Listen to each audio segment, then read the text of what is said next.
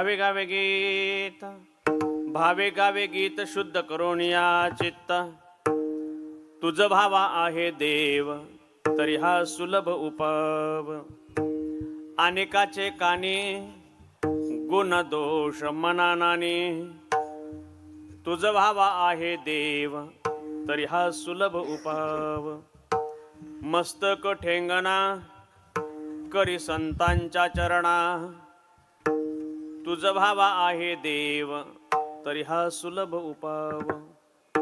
वेची ते वचन, वेची ते वचन, जेने राहे समाधान. तुझ भावा आहे देव तरी हा सुलभ उपाव. तुका म्हणे फार, तुका म्हणे फार, थोडा तरी परोपकार. तुझ भावा आहे देव तरी हा सुलभ उपाव. महायोगपीठ तटे भीमरथा वरम पुंडरीकाय दातुम इंद्रये. समागत्य तिष्ठन्त मानंद कंद परब्रह्मलिंगम भजे पांडुरंग. पांडुरंगा करू प्रथम नमन दुसरे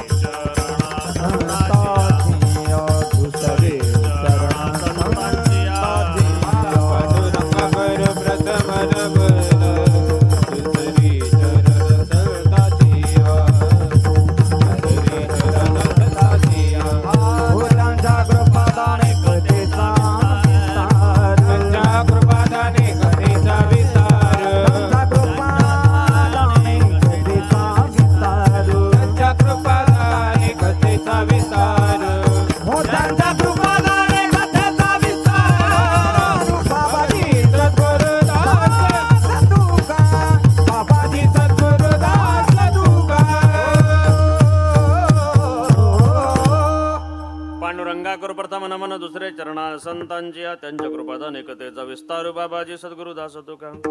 नमो ज्ञानेश्वरा, नमो ज्ञानेश्वरा, निवृत्ती उदारा सोपान देवा. मुक्ताबाई नमो त्रिभुवन पावणी अद्यत्रे जननी देवाजी.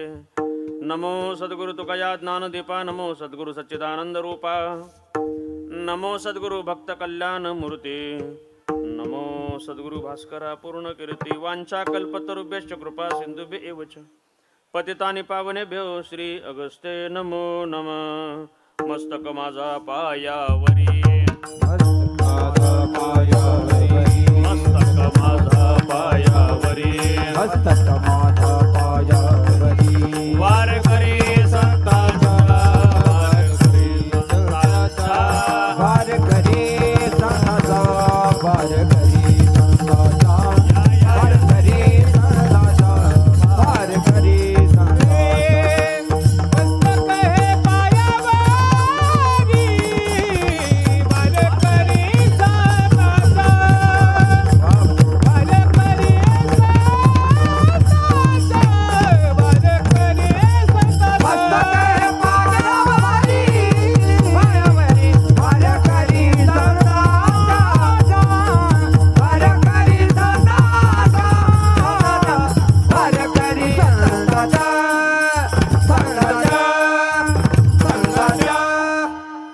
मस्तक माझा पायावर या वारकरी संतांच्या. भावे गावे गीत शुद्ध करून या चित्त. तुझ भावा आहे देव तरी हा सुलभ उपव. भगवत नामचिंतना करता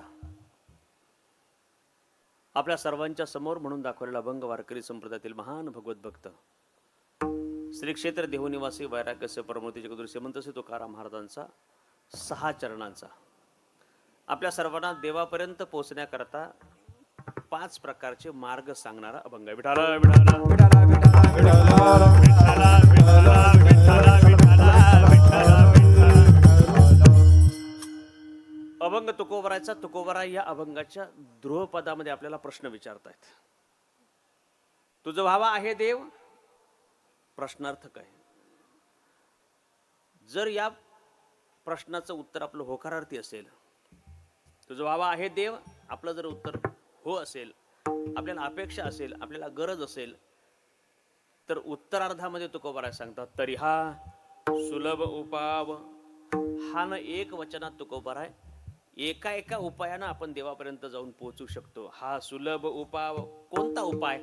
उरलेल्या 5 चरणामध्ये 5 उपाय, 5 सूत्र तुकाराम महाराजांनी सांगितलेत. त्याचं थोडंसं सविस्तर चिंतन आपण प्रासंगिक वेळेत करणार आहोत. तत्पूर्वी ज्या निमित्तानं आपण या ठिकाणी जमलात ते निमित्त आपल्या सर्वांना ज्ञात आहे.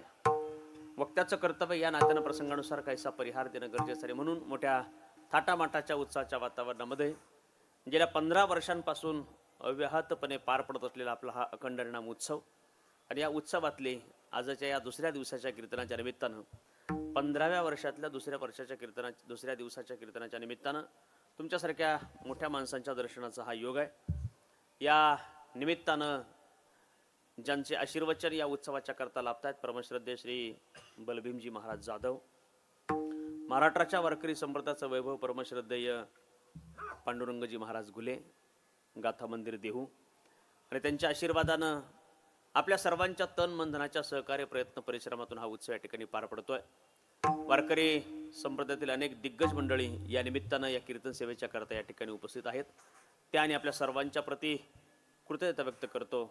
वारकरी संप्रदायाचं भूषण, युवा पिढीतील विद्वत, गायनाचार्य, भजनप्रेमी आदरणीय हरिभक्तीपरायण शुभमजी महाराज बनकर या ठिकाणी उपस्थित आहेत.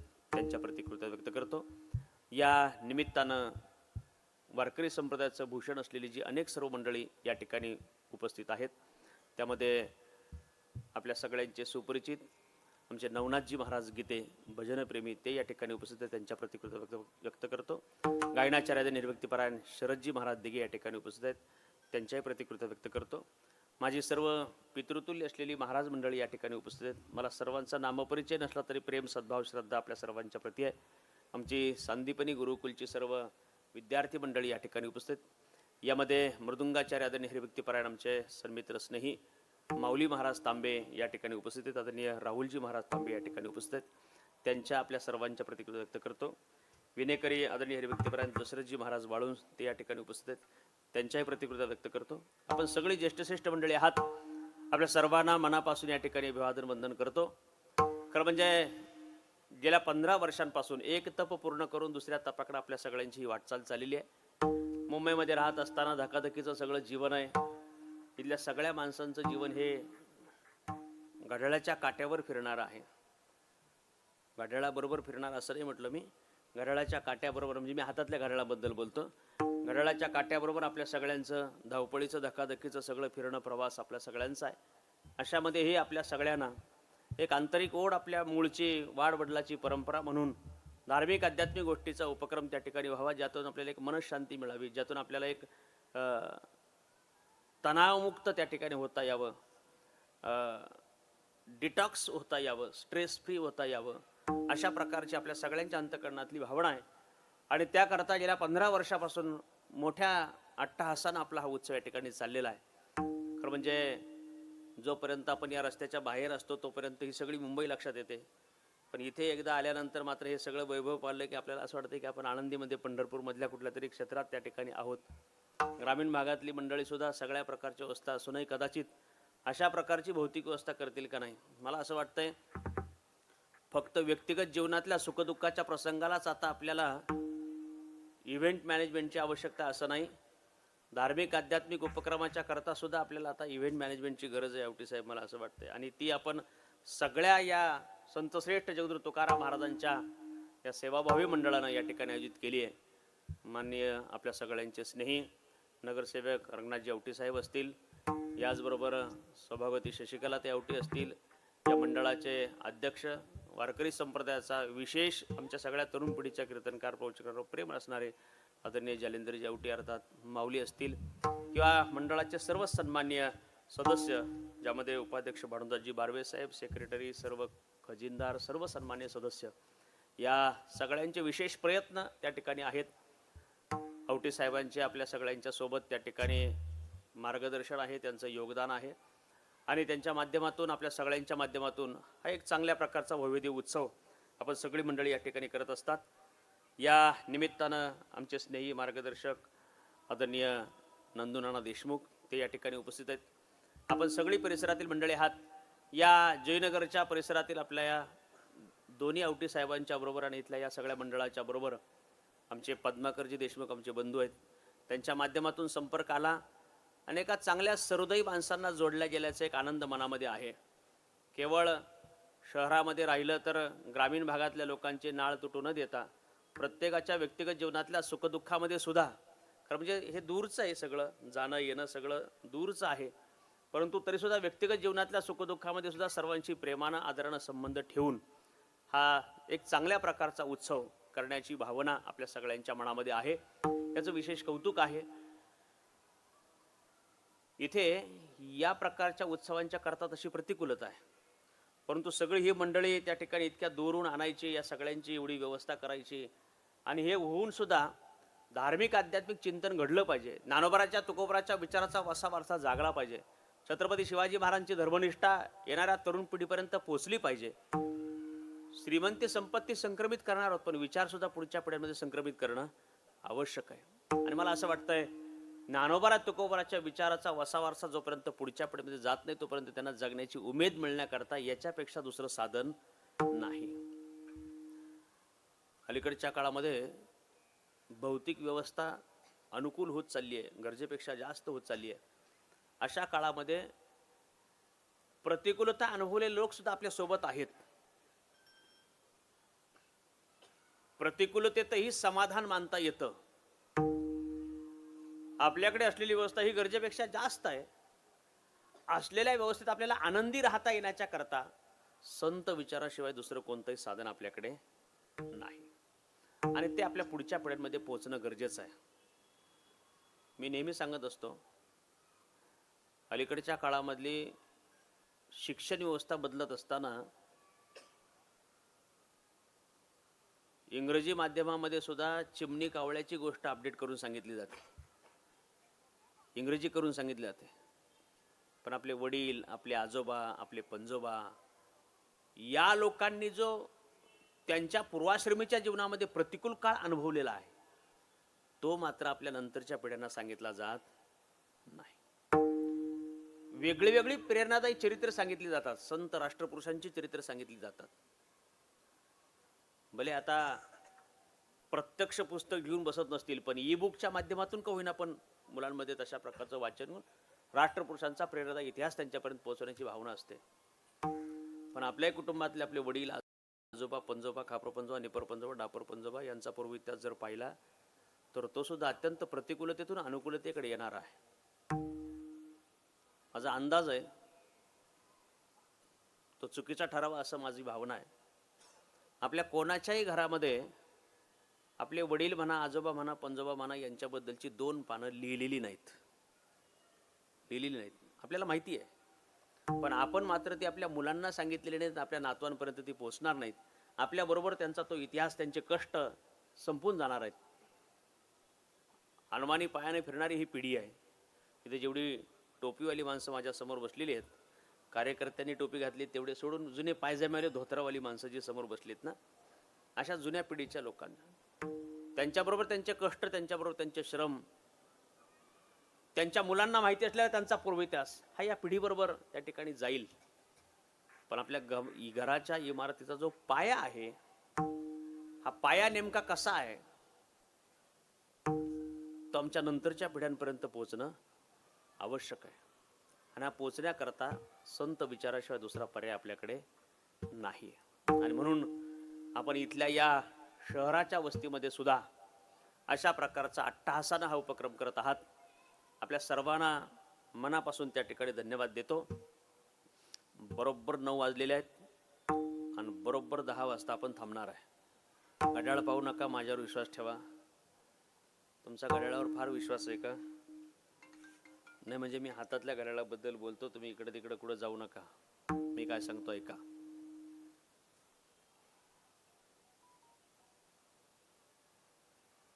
विशेष स्वरूपाच्या अंतकरणानं, प्रेम भक्ती अंतकरणामध्ये ठेवून आपण कीर्तनाच्या मंडपात आहोत. मी जाणीवपूर्वक आपल्या अंतकरणात जे प्रेम आहे त्याला विशेष विशेषण लावलंय. महाराज असं म्हणतात, जो मनुष्य म्हणून जन्माला येतो तो प्रत्येक जण हा देवाबद्दल प्रेम असलेलाच आहे. पायेपा मनुष्य जात सकळ, स्वभावताची भजनशीळ. स्वभावता मनुष्य जात सकळ भजनशीळ आहे. सगळे. या जगामध्ये नास्तिक कोणीच नाही आहे. माझं मत नाही बरं, महाराजांचं मत आहे. पायेपा मनुष्य जात सकळ स्वभावता उपजाता. प्रत्येक जण हा भजनशीळ आहे. पण प्रत्येक जण भजनशील जरी असला तरी प्रत्येकच जण काही वेळा पुरता का होईना पण प्रपंच सोडून कीर्तनाच्या मंडपात येईल असं सांगता येत नाही. आपल्या नावापुढे, आपल्या अंतकरणातल्या भक्तीपुढे विशेषण का वापरलं?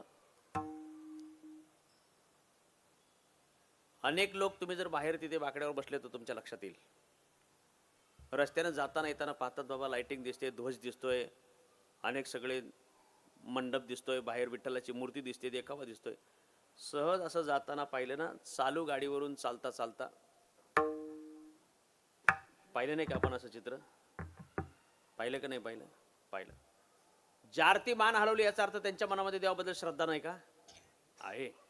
पण उतरून पुन्हा मंडपात येऊन 2 तास बसता येईल एवढा वेळ मात्र नाही. का बरं? अंतकरणामध्ये विशेष प्रेम असावं लागतं. तेव्हा कायमचा तर कोणाचाच होणार नाही, पण तात्पुरता का होईना प्रपंचाचा त्याग होण्याकरता विशेष प्रेम असावं. आपल्या मनामध्ये विशेष प्रेम म्हणून कीर्तनाच्या मंडपात आहे. माझी अशी धारणा आहे, आपल्या मनामध्ये देवाबद्दल विशेष प्रेम जरी असलं तरी त्या प्रेमानं संत साहित्यामध्ये गेल्या 15 वर्षापासून कथा कीर्तनामध्ये आपण जे ऐकलंय त्या संतांना ज्या प्रकारची प्रचिती आहे अजून त्या प्रकारची प्रचिती आपल्याला नाही. माझ्या सगळ्या शब्दावर आपलं लक्ष असं मी गृहीत धरतो. मी असं नाही म्हणत देवाची आपल्यावर कृपा नाहीये. आपल्यावर देवाची कृपा नक्की आहे. आता आपण या मंडपामध्ये बसून श्वास घेतोय, त्यानं ठेवलं म्हणून का आपण राहिलो म्हणून? म्हणा माझं मीच राहिलो म्हणा, त्यानं ठेवलंय. आपली धारणा काय आहे?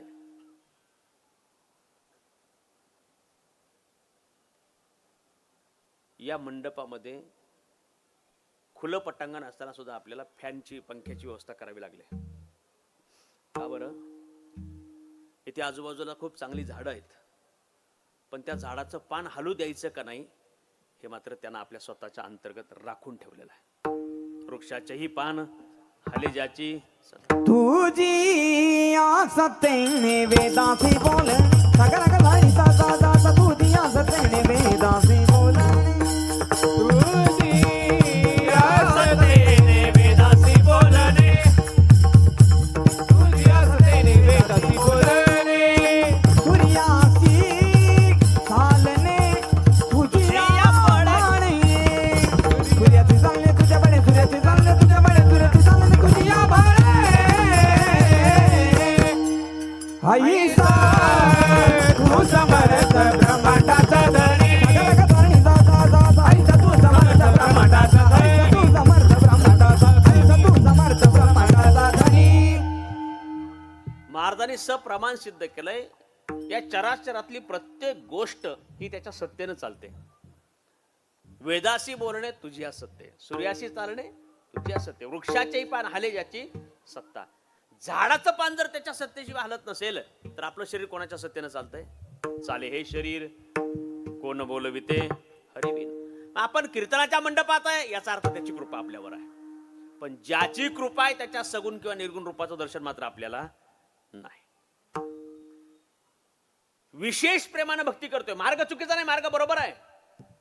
ज्ञानोबा तुकोबाराच्या, नामदेव महाराजांच्या, नारदाच्या व्यासपीठाच्या समोर याचा अर्थ आपला मार्ग बरोबर आहे.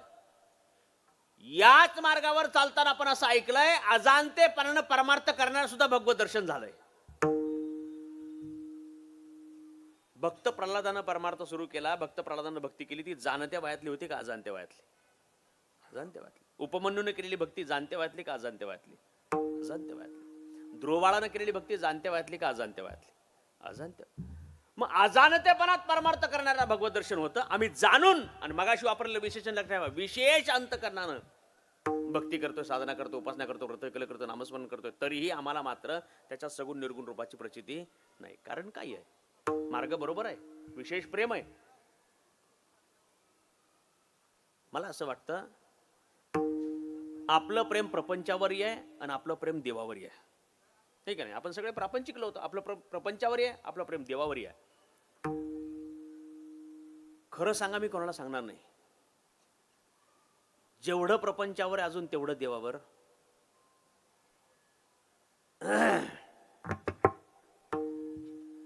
आता कधीतरी कुठल्या तरी एका बाजूला मान हलवला लागेल ना. आपलं प्रेम प्रपंचावर, आपलं प्रेम देवावर आहे. जेवढं प्रपंचावर अजून तेवढं मात्र देवावर नाही. पहिलं कारण आहे. दुसरं कारण आहे, आपल्या सर्वांचं जेव्हा शरीर परमार्थ करत असतं, शरीर जेव्हा परमार्थ करतं त्यावेळेला आपलं अंतकरण किंवा मन तिथे उपस्थित असतंच. असं बोला ना, तुम्हाला राग आहे का माझा काही? तेव्हा तुम्ही थोडं बोलत जा, थोडं मी बोलत जाईल. माझं तुमच्या इतकं अप टू डेट येणार नाही. तुम्ही मुंबईकर माणसात, मी आपला ग्रामीण भागातला साधा खेड्यावरचा धोत्रावाला माणूस आहे. तुम्हाला थोडं ॲडजस्ट करून घ्या. माझं काय तुमच्या इतकं तेवढं मोठं प्रगल्भता, तेवढं मोठं माझी देवानं मला तेवढी शरीराचीच दिली नाही, तर ज्ञानाची प्रश्नच निर्माण होत नाही. मला थोडं ॲडजस्ट करून घ्या. आपण बोलत बोलत कीर्तन करू. थोडं तुम्ही बोला, थोडं मी बोलतो, असं संवाद करत करत आपण प्रयत्न करू. मी तुम्हाला फार बोर नाही करणार, म्हणजे बोर होईल इतकं बोर नाही करणार. 10 वाजेपर्यंत बरोबर आपण वेळेत करू.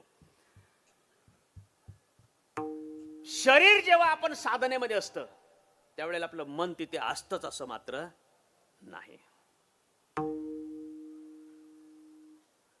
मोठ्या माणसाच्या मुखातलं वाक्य आहे,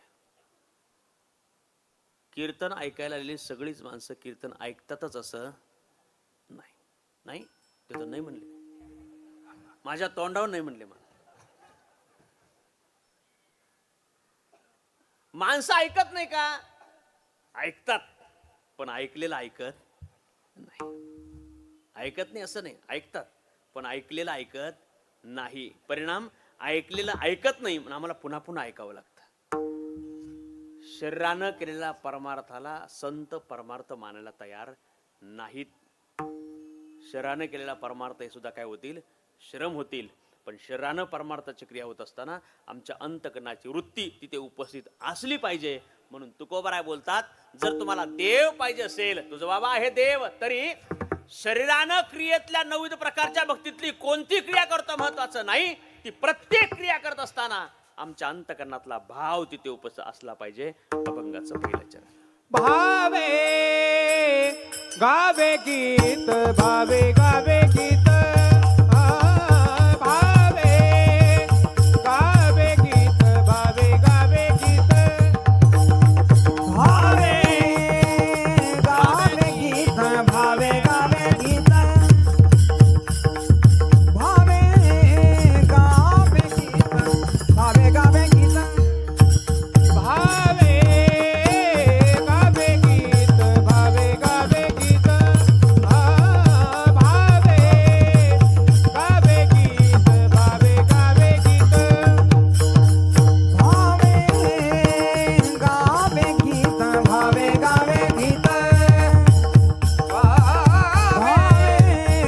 गावे गीत, भावे गावे गीत, शुद्ध करुनिया चित्त, शुद्ध करुनिया चित्त, तुझ भावा आहे देव, तुझ भावा आहे देव, हे तो तुझ भावा आहे देव, भावा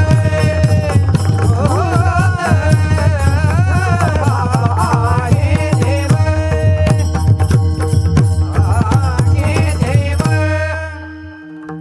आपल्या गोड आवाजामध्ये महाराजांनी अभंगाचं पहिलं चरण स्वरबद्ध केलं, ज्यामध्ये श्री तुकाराम महाराज आम्हाला सांगतायत, भावे गावे गीत, तुझं बाबा आहे देव, तरी भावे गावे गीत. आपली पूर्वप्रस्ताव आपल्या लक्षामध्ये आहे. आपण विशेष अंतकरणानं जरी भक्ती करत असलो, साधना उपासना करत असलो, व्रतवैकल्य करत असलो, तरी आपल्याला मात्र अजून देव भेटलेला नाही, किंवा त्याच्या सगुण निर्गुण रूपाचं जे चरित्र आपण ऐकलंय त्याची प्रचिती अजून आपल्याला आलेली नाही. खरं म्हणजे मला काही कोणाच्या परमार्थाचा अधिकार कळत नाही, तेवढी मोठी उंची माझ्याकडे नाही. वेदांत शास्त्राचा सिद्धांत काय आहे? साध्याची प्राप्ती झाली की साधनाची आवश्यकता उरत नाही. साध्याची प्राप्ती झाली की साधनाची आवश्यकता उरत नाही. सोपा अर्थ काय आहे? मुक्कामाच्या जागेपर्यंत येऊन पोचलं की प्रवासाकरता वापरलेल्या साधनाची गरज आहे का? नाही.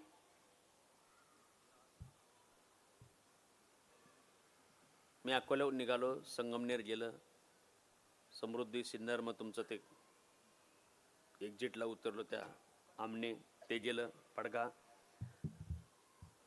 पुढे कळवा, मग ते काय महापे तुर्बे वगैरे सगळं सगळं सगळं गेलं आणि इथून इकडे वळायचं होतं. मला माऊलीने पद्माकरनी लोकेशन पाठवलं होतं. मग तिकडे वळायचं तर ते काही माझ्या लक्षात आलं नाही. महाराज गाडी चालवत होते, मी काही नीट सांगितलं नाही. गाडी थोडीशी पुढे गेली. पुढे गेल्यावर त्यांना विचारलं, मग ते जुईनगर कुठे हो? सेक्टर 25. ते म्हणले मागत राहिले ना, पुढं कुठं चला बोंबलत. तुमच्या इथलाच माणूस आहे, मी फोटो काढून आणलाय, कीर्तन संपल्यावर दाखवतो तुम्हाला.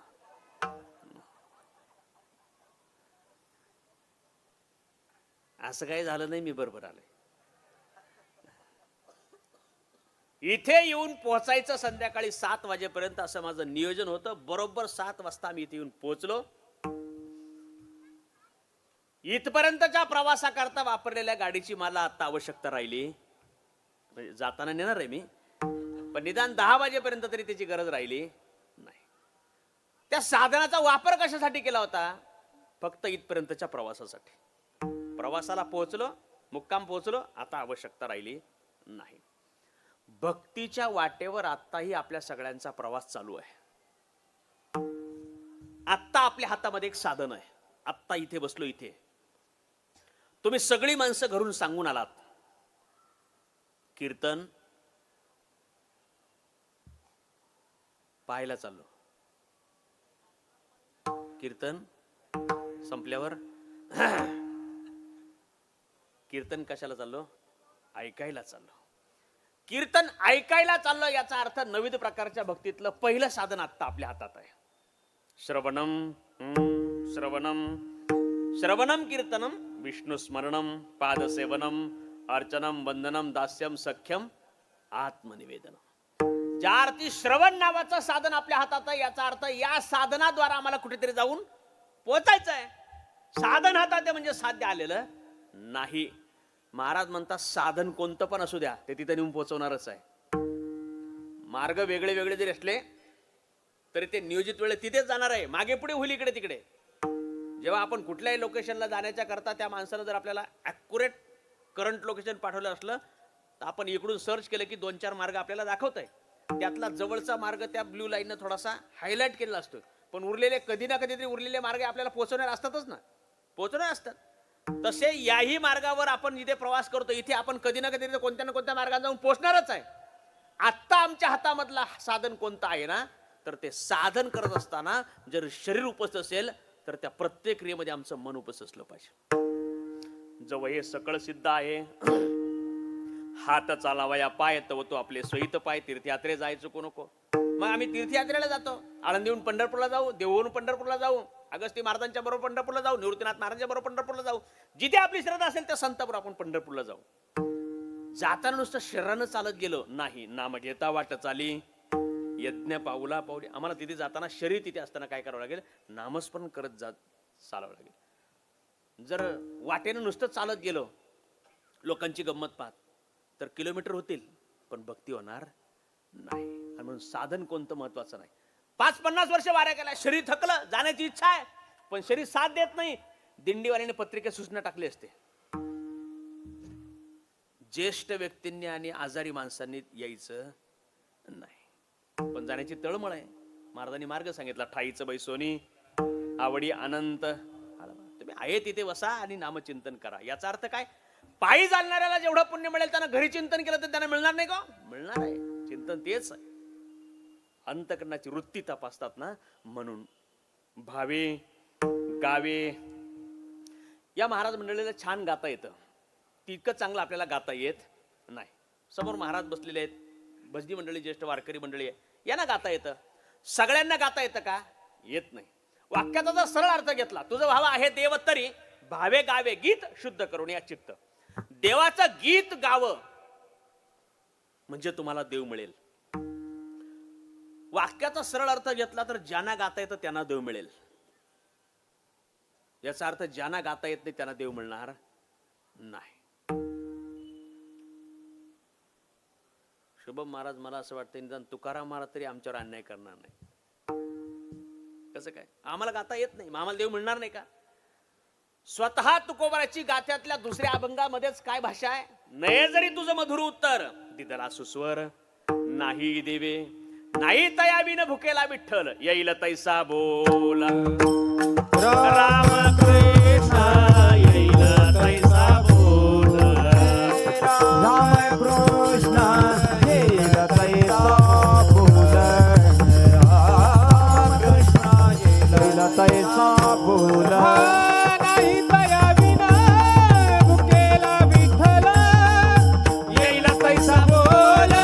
राम कृष्ण येईल तैसा बोल. राम कृष्ण नाही तया विना भुकेला विठ्ठल येईल तैसा बोल. राम कृष्ण येईल तैसा बोल. राम कृष्ण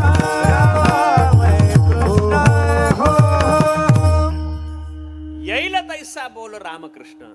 याचा अर्थ काय आहे? तो आमची कृती पाहत नाही, आमच्या अंतकरणातला भाव पाहतो. देवभावाचा भुकेला ज्ञानोबरला विचारा, भावे विन देव नकळे. ते म्हणतात अंतकरणामध्ये भाव नसेल तर देव समोर उभा असला तरी कळणार नाही. आणि म्हणून क्रिया कोणती महत्वाची नाही, ती क्रिया करत असताना काय असला पाहिजे? भावे. ती क्रिया भावयुक्त अंतकरण झाली पाहिजे. अंतकरणामध्ये भाव निर्माण होण्याकरता आम्हाला पूर्व तयारी सांगितली. शुद्ध करून या चित्त. चित्त शुद्ध तरी शत्रू मित्र होती, व्याघ्रहीन खाती सर्पतया. सरळ अर्थ घ्या, ज्याचं चित्त शुद्ध आहे त्याचे शत्रू त्याचे मित्र होतील. चित्त शुद्ध तरी शत्रू मित्र होतील. ज्याचं चित्त शुद्ध आहे त्याचे शत्रू जर त्याचे मित्र होणार असतील, देव आमचा वैरी आहे का हो? देव वैरी आहे? नाही ना. कोणत्याच प्रकारची प्रार्थना नसतानाही त्यांना आम्हाला अनमोल किमतीचे शरीर दिलंय. कोणत्याच प्रकारची किंमत चुकवली नसताना त्यांना आम्हाला आजची संधी दिली आहे. तो वैरी आहे का? त्याची विशेष कृपा आमच्यावर आहे. इथे जवळ मल्टी स्पेशालिटी हॉस्पिटल्स असतील, मोठे मोठे हॉस्पिटल. मुंबई म्हटलं की लोकांना दवाखान्याचा आधार वाटतोय. नुसत्या आयसीयूतले पेशंट मोजले तरी एवढ्या सेक्टरमध्ये 1000 तर सहज असतील, फक्त आयसीयूतले नुसते. त्याच्यातले निम्म्यांच्या बद्दल डॉक्टर असं म्हणतायत, प्रयत्न करणं आमच्या हातात आहे. बाकी ऐकली नाही आपण ही वाक्य? आपल्या जवळच्या लोकांच्या संबंधाने ही वाक्य आपण अनेक वेळा ऐकली. अजून आपण विसरलो नाही 2-3 वर्षापूर्वीचा काळ. आपण अनेक वेळेला ही वाक्य ऐकलीत. तिथे जवळ बुजुर्ग कोणीतरी असतंय. आजी इथे बसल्यात ना, बघा नऊवारी पातळातल्या डोक्यावर पदर घेऊन, हे बघा इथे बसल्या. राहू द्या बाकीच्या, राहू द्या. मग या पिढीची माणसं आहेत ना, या पिढीची माणसं सांगतात काय करा, आपल्या घरच्या विठ्ठलाची मूर्ती ना, गणपतीची मूर्ती पाण्यात ठेवा. देवाची मूर्ती पाण्यात ठेवा, महादेवाची पिंड पाण्यात ठेवा, तिथल्या गणपतीची मूर्ती पाण्यात ठेवा. एका बाजूला रोजचा कमीत कमी खर्च 10-20 हजार रुपये. मुंबईमध्ये 10-20 म्हटलं तर फार थोडी होईल म्हणा, पण तरी बी आवटी साहेबांच्या वशिल्यानं बाबा 10,000 होऊन जाईल. रोजचा खर्च 10,000 रुपये. आणि तरी घरच्या माणसांनी देव पाण्यात ठेवलेत, म्हणजे प्रार्थना पण चालू आहे आणि खर्च पण चालू आहे. तरी पण खात्री नाही. आम्ही कोणतेच प्रयत्न केलेले नाहीत आणि कोणतीच किंमत चुकवलेली नाही, तरी पण मंडपात बसून श्वास घेतोय. याचा अर्थ त्याची कृपा आहे. मी कशा करता सांगत होतो, आमचं जे शरीर आहे त्या शरीराची अगोदर पूर्वावस्था तयार करावी लागेल, की तर आमच्या अंतकरणामध्ये भाव निर्माण होईल. तुम्हाला घरच्यांनी सांगितलं येताना दूध घेऊन या, मग तुम्ही गेलात ऑफिसावरून येताना दूध आणायचं. बाटली म्हणा, किटली म्हणा, काय नेता ते काय नेलं नाही. पिशवीतलं नव्हतं, डेअरीतलं आणायचं होतं. डेअरी आहे ना, डेअरी आपल्याकडे असं दूध मिळतं ना, डेअरीतलं दूध आणायचं. पण तुमच्याकडे बाटली नव्हती म्हणून तुमच्या गाडीमध्ये डिक्कीमध्ये काल परवा पेट्रोलची बाटली रिकामी, शिल्लक बाटली पेट्रोलची त्याच्यामध्ये होती, वापरलेली, पेट्रोल संपून टाकलेलं, रिकामी पेट्रोलची बाटली होती. ती बाटली आणली, ती स्वच्छ पाण्याने धुवून घेतली, एकदा दोनदा तीनदा चारदा धुतली. तिचा थोडासा पेट्रोलचा वास येतो का नाही येत? येतो. तिला थोडंसं काही पाणी, साबण, निरमा काहीतरी टाकलं, त्या डेअरीवाल्याने दिलं, तुम्ही ते पुन्हा धुतलं, पुन्हा ओतून दिलं, पुन्हा त्याचा वास घेऊन पाहिला, वास येतो का नाही येत? येतो. अजून 4 वेळेला चांगल्या पाण्यानं पण धुतलं तरी पण वास येतो. खरं म्हणजे त्याच्यात पेट्रोल शिल्लक आहे का? आहे का? नाही. शेवटचा थेंब सुद्धा आपण त्याच्यामध्ये टाकून घेतलाय. 4-2 दिवस राहिलं तर त्याचं आपोआपच बाष्पीभवन होऊन जातं, ते शिल्लक पण नाही. फक्त त्याच्यासाठी वापरलेली बाटली आहे काही काळापुरती. तिच्यात सुद्धा दूध आणायला चालते काय? नाही चालत. जुन्या पिढीची माणसं आहेत ना, इथे बाबा बसलेत बघा समोर, गंधावाले, टोपीवाले, जुने धोत्रावाली माणसं. ही माणसं दुधाला दूध म्हणत नव्हती, दुधाला अमृत म्हणत होती. बरोबर? दूध म्हणजे जे दूध होतं त्याला काय म्हणत होती? अमृत म्हणत होती. हे अमृत किती पण बारकाईनं, किती पण चिकाटीनं वापरलं तरी 2 दिवसाच्या पुढे टिकतंय का? नाही टिकत. 30 रुपये ग्रामीण भागात किंमत आहे, तुमच्याकडे 60 रुपये असेल, तुमच्यापर्यंत येईपर्यंत 60 रुपये होत असेल. मी म्हणतो 100 रुपये. आणखी घेतलं तुम्ही काय, टेट्रा मिल्क 150 रुपये 1 लिटरची किंमत. पेट्रोल 100 रुपये, दूध 60 रुपये. 100 रुपयाच्या म्हणजे किमती वस्तू करता वापरलेली वस्तू असूनही त्याच्या निम्म्या किमतीच्या वस्तू असलेल्या वस्तूसाठी सुद्धा वापरायला चालणार नाही.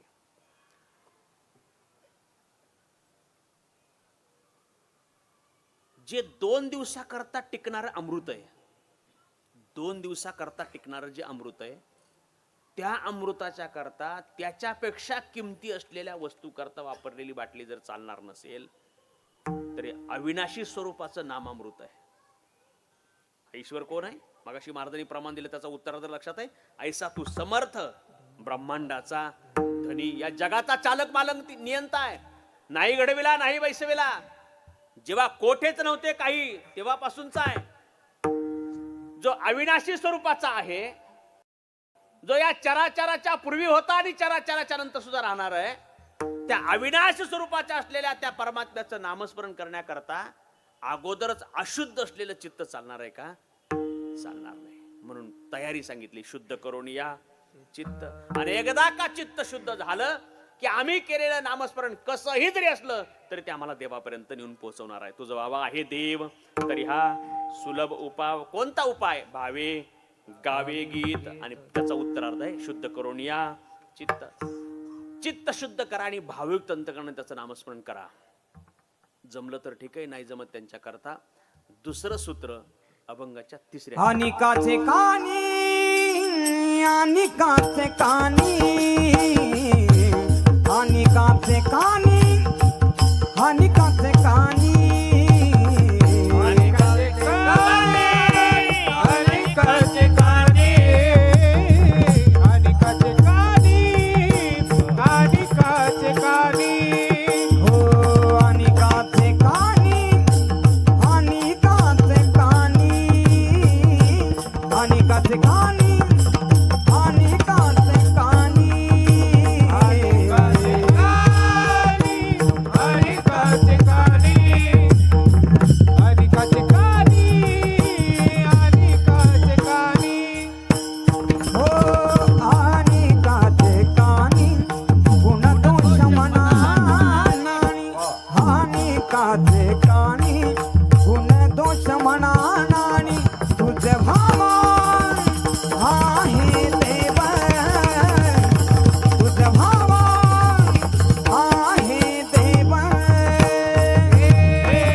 अनिकाचे कानी, गुण दोष मना नानी, अनिकाचे कानी, गुण दोष मना नानी, तुझे भावा आहे देव.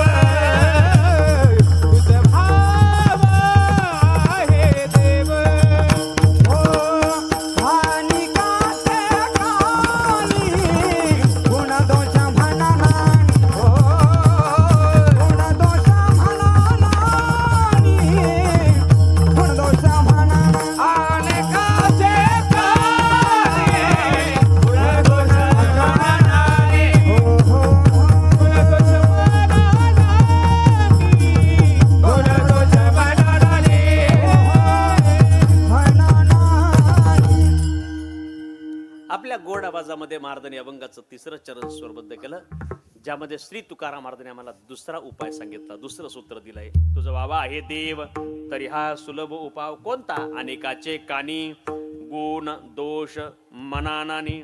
महाराज म्हणतात अनेकाचे गुणदोष मनानानी, अनेकाचे गुणदोष कानी नानी.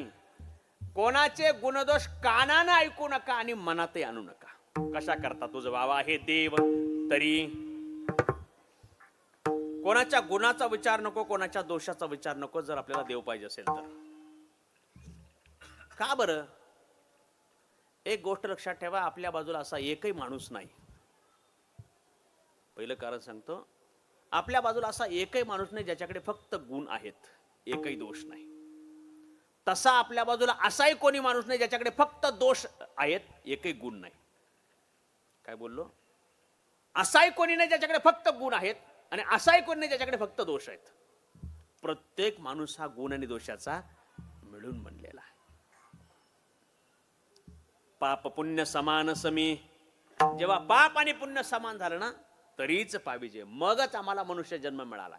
म्हणजे अर्थी मनुष्य जन्म मिळताना पाप आणि पुण्य समान होतं, याचा अर्थ गुण आणि दोष समान. आणि मग आम्ही काय झालो? त्या कर्मभूमीला, मनुष्य जन्माला त्या ठिकाणी प्राप्त झालो.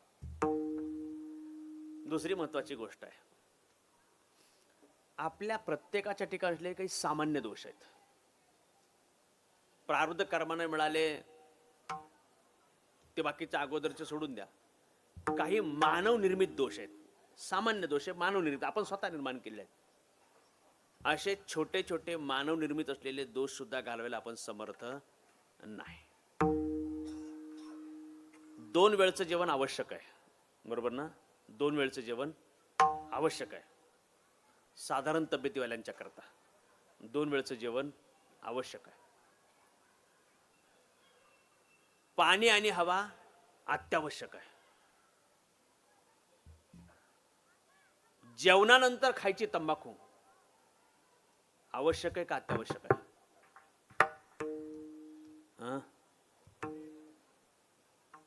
माहिती नाही तुम्हाला? आवश्यकही नाही आणि अत्यावश्यक नाही. कशी आहे? अनावश्यक आहे. आता मुंबई म्हणलं का तुमच्याकडे नाही म्हणा काही, पण गावाकडे असलं का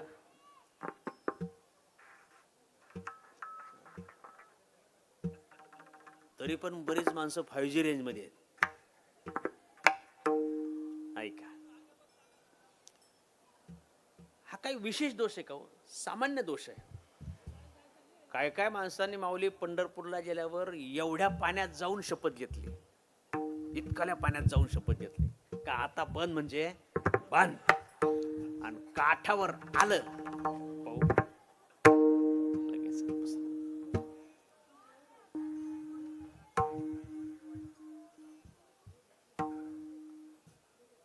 इथं कोणी तसं नाही म्हणा.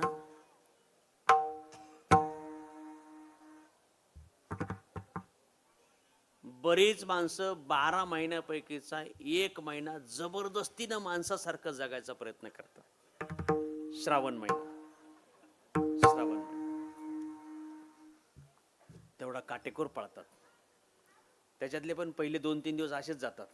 गटरामुष संपल्या 2-3 दिवसांनी कळतं यांना श्रावण लागला म्हणून. ओव्हर हँगिंग झालेलं असते.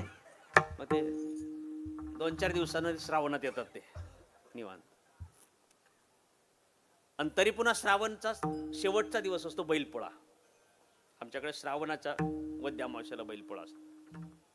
त्या बैलपोळ्याच्या दिवशी बैलाच्या अगोदर पोळा करून मोकळे होतात 4 वाजताच. ही गोष्ट दोष आहे. हा त्या प्रत्यक्ष माणसाला माहिती नसतं का? माहिती असतंय, त्याला पण माहिती असतंय. उलट त्याला पिल्यावर आपल्या ठिकाणी हा जो दोष आहे याची फार जाणीव होते. नेमका आमच्या सारख्याला येऊन भेटतो. आम्ही धरून टाकायचं, आता अर्धा तास तर काय सोडत नाही.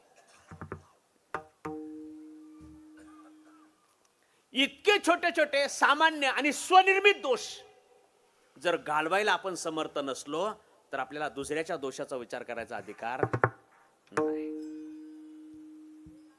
तिसरी महत्वाची गोष्ट, पाहणाऱ्या माणसाचं पात्र बदललं की माणसाच्या ठिकाणचे गुणदोष बदलतात. पाहणाऱ्या माणसाचं पात्र बदललं की गुणदोष बदलतात. तुम्ही इकडे बघा माझ्याकडे, असं तुम्ही तुमच्या सासूबद्दल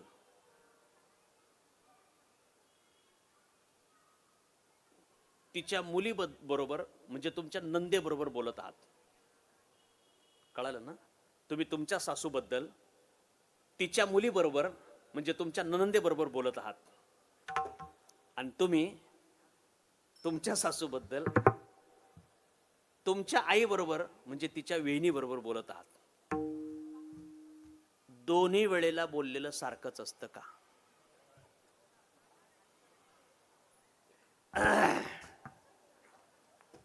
कोण म्हणलं तुला काय करायचं?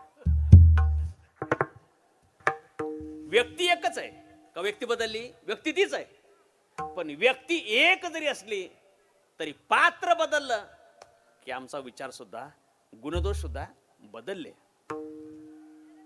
कोणाच्या ठिकाणचा गुण हा कायमस्वरूपीचा गुण नसतो आणि कोणाच्या ठिकाणचा दोष हाही कायमस्वरूपीचा दोष नसतो. कोणाच्या गुणाचा विचार नको, कोणाच्या दोषाचा विचार नको. तिसरं कारण सांगतो. जोपर्यंत एखाद्या माणसाकडून आपल्याला फायदा आहे तोपर्यंत आपण त्यातले गुण पाहतो. फायदा संपला की तरी पण आपण त्याच्यातले गुण पाहतो. बरोबर ना?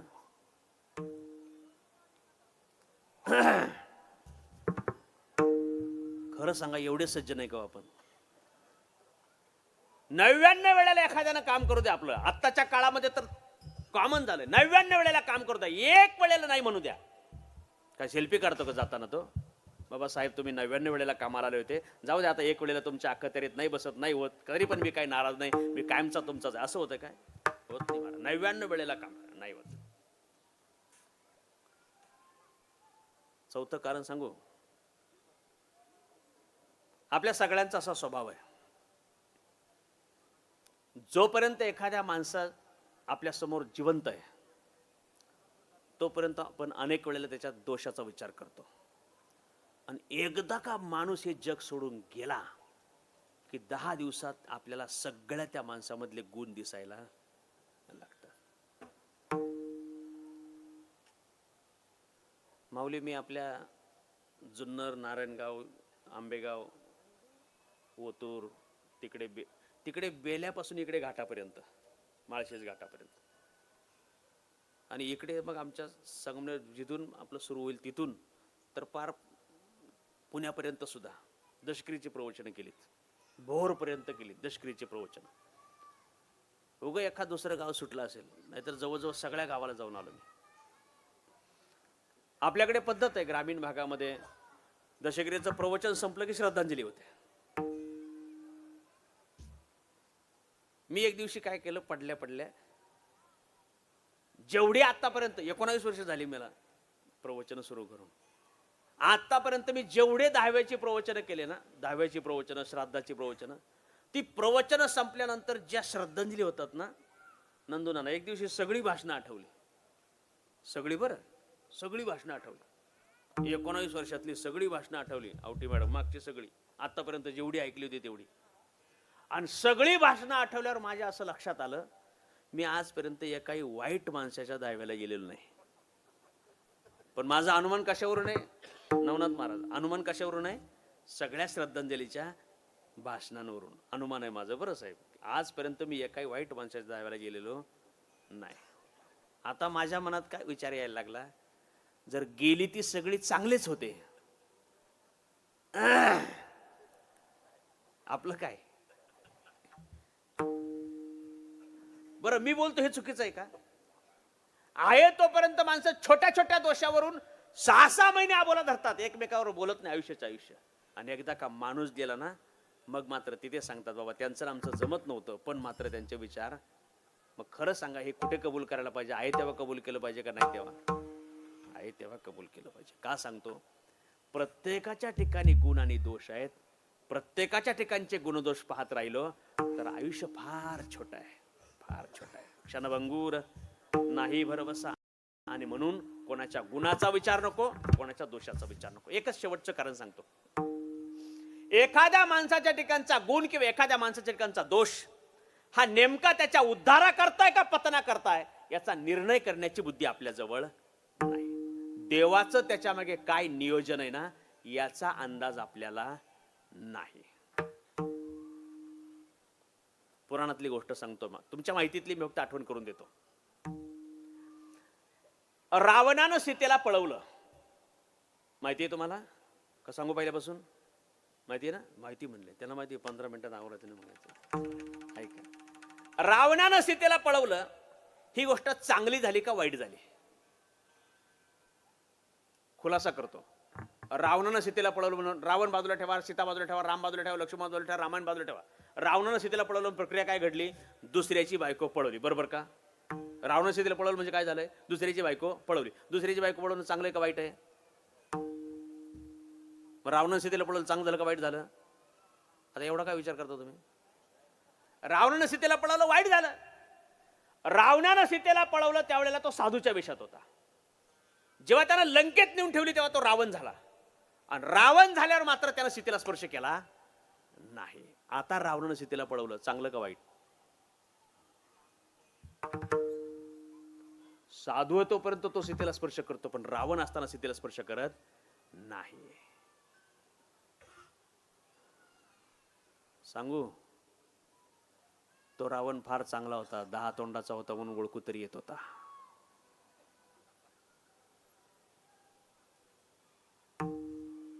आठ दिवसांपूर्वीची 15 दिवसांपूर्वीची आपल्या मालेगाव तालुक्यातल्या डोंगराळी गावातली घटना आहे.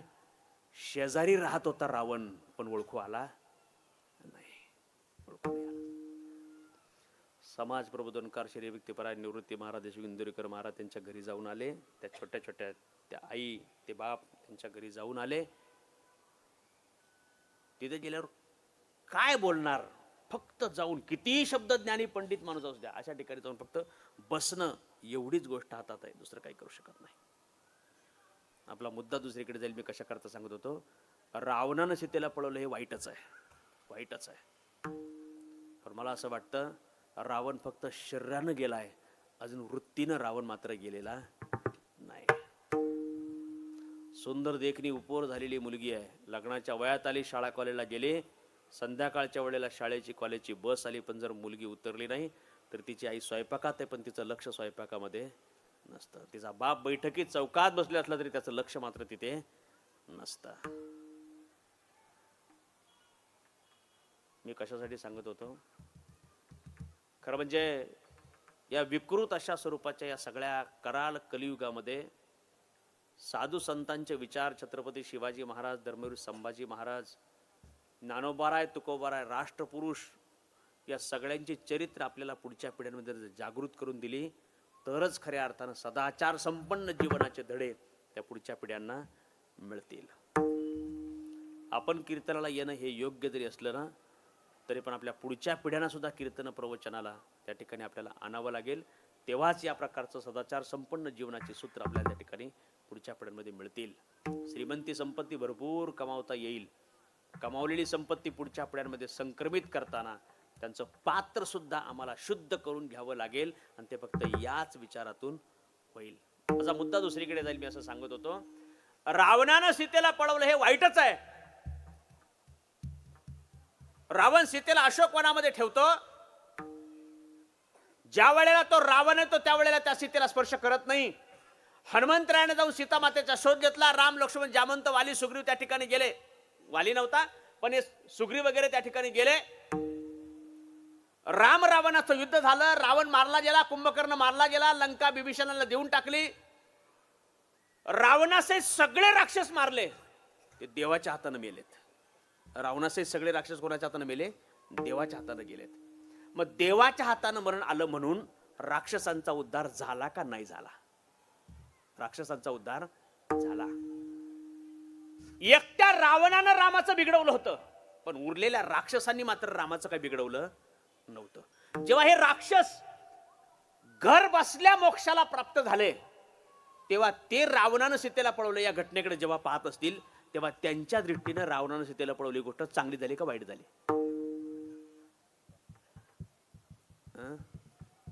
ते जेव्हा या घटनेकडे पाहत असतील, बाबा आम्ही इथे बसलेलो, घरी बसलेलो, आम्ही राम सुद्धा म्हटलेलो नाही, तरी पण देवाच्या हातून त्यांना मरण मिळालं म्हणजे त्यांना मोक्ष मिळाला. मग देवाच्या हातून मरण मिळालं म्हणून ते जेव्हा रावणानं सीतेला पळवलं या घटनेकडे पाहत असतील तेव्हा त्यांच्या दृष्टीनं काय झालं, चांगलं झालं. जी गोष्ट आपल्यासाठी वाईट आहे तिच्या मागे देवाचा काय उद्देश आहे हे आपल्याला ठरवता येणार नाही. रावणानं नारदाला विचारलं, बाबा माझ्यासहित सगळ्या राक्षस कुळाचा उद्धार होईल याच्याकरता मार्ग सांगा. नारदानं सांगितलं सगळ्यांना बरोबर घ्या आणि देवाकडे जा, त्याच्या दर्शनानं सगळ्यांचा उद्धार होईल. रावणानं सांगितलं नारदाला, बाबा तू काय माझं प्रोफाईल पाहिलं का नाही पाहिलं? तेव्हा काय प्रोफाईल नव्हतं म्हणा, पण बाबा काहीतरी माझा तुला इतिहास भूगोल माहिती आहे का नाही? म्हणजे अरे हा मातृभक्त आहे, हा शिवभक्त आहे, 14 विद्या 64 कलांमधला पारंगत आहे, देवांना त्यानं बंदी खाण्यात ठेवलं, देवांवर विजय मिळवणार आहे, आईच्या करता आत्मलिंगांचा शिवभक्त आहे. जो एवढा मोठा पंडित ज्ञानी आहे, जो शिवभक्त आहे, त्यानं भक्ती करून देवाला प्रसन्न करून घेतलंय, प्राप्त करून घेतलंय. मग देवाकडे गेल्यावर आमचा उद्धार होईल एवढं कळत नाही का मला? कळतंय. मग नारदानं विचारलं अडचण काय आहे? अडचण अशी आहे, मी आणि विभीषण आम्ही दोघं जण देवाकडे जाऊ, पण उरलेले येणार नाही. ते म्हणले उरलेले काय येणार नाही? म्हणलं अरे ते बाकीचे राक्षस आहे, राक्षस भजन करत. तेव्हापासून राक्षस भजन करत नाही, हे येणार नाही. नारदानं सांगितलं मग दुसरा एकच पर्याय शिल्लक आहे, हे जर त्याच्याकडे जात नसतील तर तो यांच्याकडे आला पाहिजे, आणि तो यांच्याकडे हातातलं काम टाकून यायचं असेल तर त्याची बायको पळव. आणि तेव्हापासून आतापर्यंत एकदा का बायको गेली का सगळे लोक हातातलं काम टाकून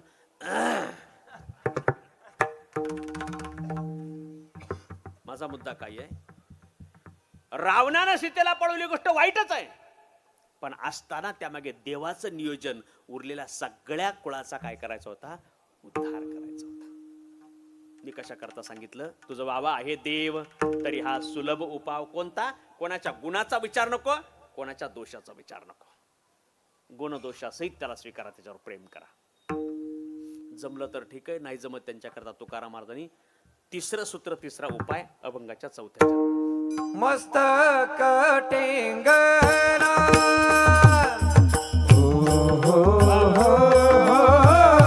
मस्तक टेंगना घरी संतांच्या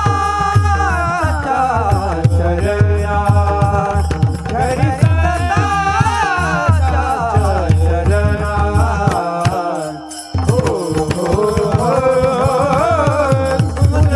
बाबा आहे देव,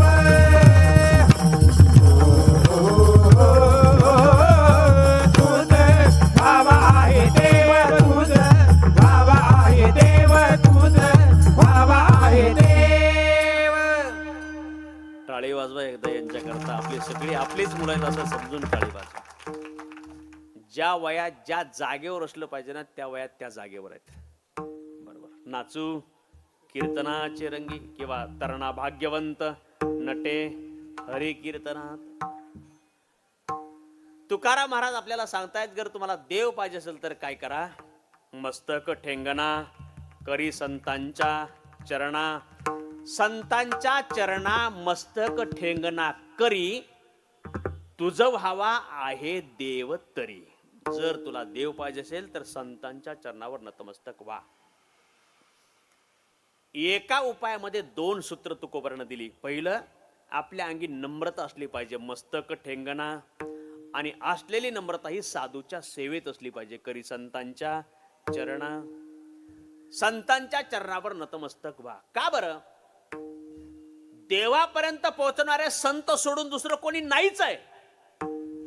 नाथ महाराज वेदशास्त्राची ग्वाही देऊन सांगताय, संताविना प्राप्ती नाही. ऐसे वेद देती माझी, ऐसे वेद देती ग्वाही, ऐसे वेद देती ग्वाही, ऐसे वेद. हो संताविना प्राप्ती नाही, ऐसे वेद देती ग्वाही, ऐसे वेद देती ग्वाही,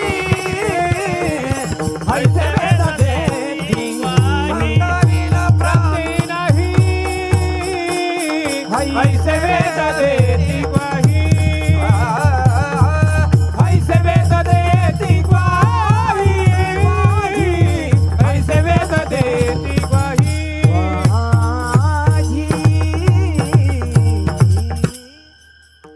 श्री संतनाथ महाराज म्हणतात, श्रुती माता सांगते साधूच्या कृपेशिवाय भगवत दर्शन होणार नाही. साधूच्या कृपेशिवाय जर भगवत दर्शन होणार नसेल तर साधूच्या कृपेकरता काय करावं लागेल? साधूची सेवा. तरी तनु मनोजीवे चरणासी लागावे, अगरबत्ता करावे दास्य सकळ, मग अपेक्षित जी आपुले. म्हणजे देवाच्या कृपेकरता साधूची कृपा, साधूच्या कृपेकरता साधूची सेवा. साधूची सेवा करण्याकरता साधू ओळखू यायला पाहिजे का नाही यायला पाहिजे? साधूची सेवा करायची ना, साधू ओळखू यायला पाहिजे. माझी शंका म्हणून विचारतो, माझं अज्ञान घालवा. आपल्या आजूबाजूला कोणी साधूच नसतील का असतील पण आपल्याला ओळखू येत नसतील? आपल्या बाजूला कोणी संतच नसतील का असतील पण आपल्याला ओळखू येत नसतील? आपल्या आजूबाजूला साधू संत असतील पण असले तरी ओळखण्याची ज्ञानदृष्टी आपल्या जवळ नाही. कसं काय? आपण भाग्यवान का ज्ञानोबा तुकोबराच्या काळात जन्माला आलेले लोक भाग्यवान? आपण भाग्यवान का ज्ञानोबा तुकोबराच्या काळात जन्माला आलेले लोक भाग्यवान? तुमचं काय मत आहे? आपल्यापेक्षाही त्यांच्या काळात जन्मलेले लोक भाग्यवान.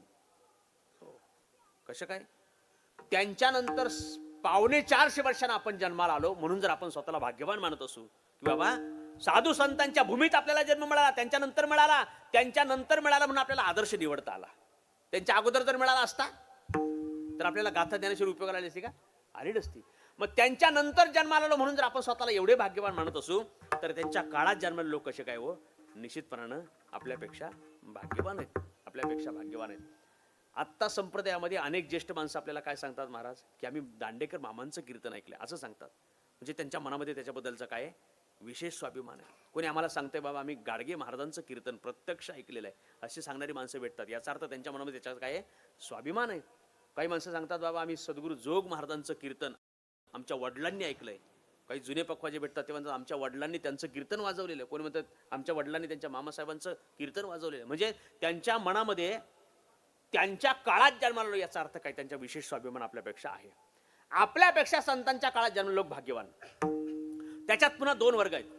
काही लोक त्यांच्या काळात जन्माला आले पण त्यांना त्यांचं प्रत्यक्ष दर्शन झालं नाही. काही लोक त्यांच्या काळात जन्माला आले आणि त्यांचं प्रत्यक्ष दर्शनही झालं.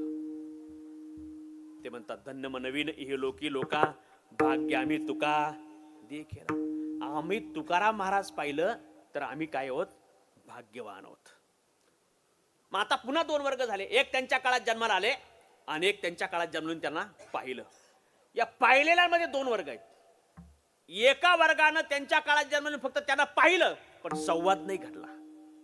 पण काही मात्र असे आहेत त्यांच्या काळात जन्माला आले, त्यांना पाहिलंय आणि त्यांच्याशी प्रत्यक्ष संवाद सुद्धा झाला. इथे आलेल्या सगळ्या लोकांनी मला पाहिलं तरी पण माझा सर्वांच्या बरोबर संवाद होणार आहे का? नाही होणार. तसे ज्ञानोबा तुकोबाच्या काळात अनेक लोक असतील पण त्यांचा प्रत्यक्ष सहवास मात्र त्यांचा आला नाही. मग आता आपल्यापेक्षा त्यांच्या काळात जन्मलेले लोक भाग्यवान, त्यांच्या काळात जन्मलेल्या लोकांपेक्षा त्यांच्या काळात जन्मलेून त्यांना प्रत्यक्ष पाहिलं ते भाग्यवान, त्यांच्याही पेक्षा ज्यांनी प्रत्यक्ष पाहिलं आणि त्यांच्याशी प्रत्यक्ष संवाद झाला ते विशेष भाग्यवान. तर मग त्यांच्याशी प्रत्यक्ष संवाद झालेल्या सगळ्या लोकांना ज्ञानोबा तुकोबा कळाले होते का? कळाले का? जर कळाले असते तर ज्ञानोबाला भिंत चालवायची गरज पडली. जर कळाले असते तर मंबाजी बनत तुकोबराला काट्याच्या काठीनं मारलं. जर कळाले असते तर गावानं मिटिंग घेऊन पाटलाने तुकोबराला गावाच्या बाहेर जायला सांगितलं नसतं. माझी साधी शंका आहे, जिथे प्रत्यक्ष ज्ञानोबा तुकोबरा भेटले त्यांच्याशी संवाद झाला तरीही ते जर कळाले नसतील तर आपल्याही सारख्याला आजूबाजूला कोणी साधू असला तर ओळखू येणार नाही. महाराज म्हणतात ओळखण्याच्या भानगडीतच पडू नका. काय करा? दिसेल त्याच्या चरणावर नतमस्तक व्हा.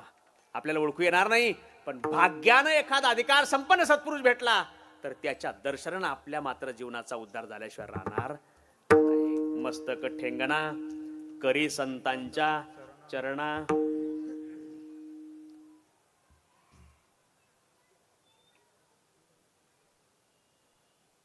महापुरे झाडे जाती तेथे लवाळे वाचती किंवा सर्वांच्या पाठे नम्र झाला भूता तेने कोंडिले अनंता. नदीला म्हणा, ओढ्याला म्हणा, पूर येतो. पूर पाहिला आपण सगळ्यांनी. ग्रामीण भागातली आपण सगळी माणसं आहोत. ओढ्याला आलेला पूर पाहिला, नदीला आलेला पूर पाहिलेला आहे. पूर आला की पुराच्या काठावर लवळा असतंय. काठावर नदीच्या ओढ्याच्या काठाला काय असते? लवळा असतंय. लवळ पाहिले ना आपण सगळ्यांनी? पाहिलंय. मंडपापेक्षा थोडं उंच असतंय. चुकलं का? छोटं असतंय लवळ. ते लवळ एकदा काठावर असते. पाणी आलं की पाण्याबरोबर वाकून येत आहे. नदीमध्ये मोठी मोठी झाडं असतात, ती मात्र वाकत नाही. दोन्ही बाजूनं पाण्याची धार एकदा का चालली की मग मात्र ते झाड टिकत नाही. पूर ओसरला की लवळ मात्र तिथं टाचावर करून पाहते कोण कोण राहिले. लवळ कावर टिकलं? वाकलं म्हणून टिकलं. याचा अर्थ टिकायचं असेल तर काय करावं लागेल? वाकावं लागेल. पण असलेलं वाकणं कुठे असलं पाहिजे? संतांच्या चरणा.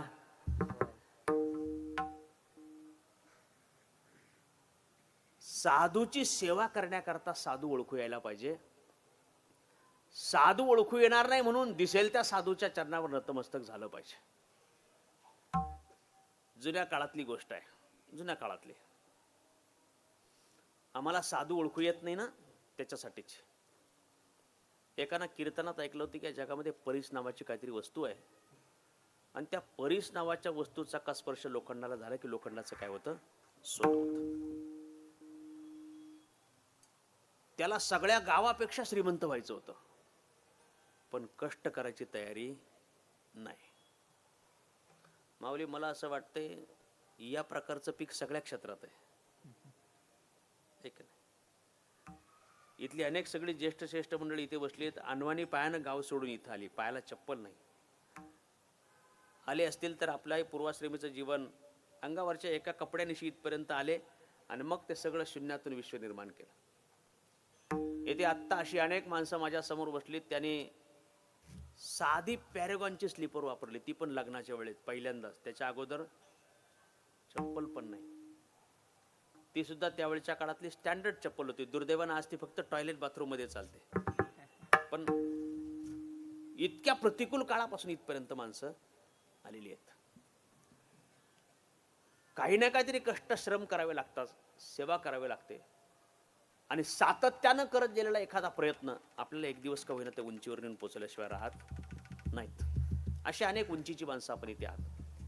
त्याला श्रीमंत संपन्न व्हायचं होतं, पण कष्ट करायची तयारी मात्र नाही. त्याला वाटलं आता इथून पुढे कधी व्यवसाय सापडावा, इथून पुढे कधी नोकरी करावी, मग कधी आपण श्रीमंत होणार, मग कधी बाकीच्या लोकांसारख्या सगळ्या गाड्या गोड्या होणार.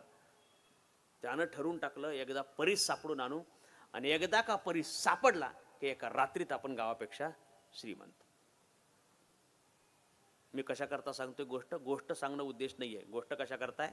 साधू ओळखू येत नाही म्हणून ओळखण्याच्या भानगडीत पडायचं नाही. दिसेल त्याच्या चरणावर नतमस्तक झालं तर एक ना एक दिवस साधूची भेट झाल्याशिवाय राहणार नाही. याच्यासाठी त्यानं काय केलं? सकाळीच उठला परीस शोधायला. पण परीस शोधण्याकरता काय पाहिजे? लोखंडाचा तुकडा पाहिजे. त्याने एक लोखंडाचा तुकडा आपल्या सोबत घेतला. लोखंडाचा तुकडा आपल्या खिशामध्ये ठेवला. रस्त्यानं चालला. रस्त्यानं चालता चालता एखादा काहीतरी दगड दिसला तर दगड उचलायचा, खिशातले पट्टी तुकडा काढायचा, ती पट्टीला तो दगड घासायचा, दगड टाकून द्यायचा, पट्टी आपल्या खिशात ठेवायचा, पुढे जायचा. सकाळपासून संध्याकाळपर्यंत त्यानं रस्त्याला एकही दगड सोडला नाही.